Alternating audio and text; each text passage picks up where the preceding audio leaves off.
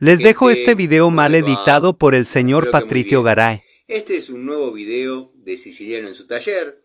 Video de sábado en la noche para tener la charlita que tenemos cotidianamente. Un grupo de amigos, un grupo de fanáticos, nos reunimos generalmente un rato antes, un rato después de la cena, para, en fin, intercambiar anécdotas, opiniones, experiencias.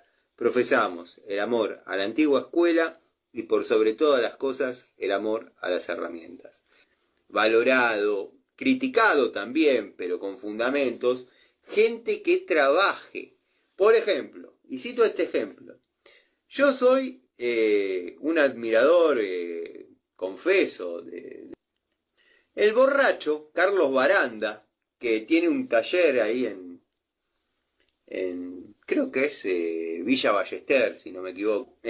Un tipo que recorrió el mundo, que participó de desarrollos de Yamaha, de desarrollos de Honda, que trajo y fabricó y confeccionó íconos que marcaron una época, como ser la Zanela Due, la Zanela Sol, bueno, los más o menos más pibes que yo andaban con eso y nada, yo fui un fanático, un admirador del desarrollo de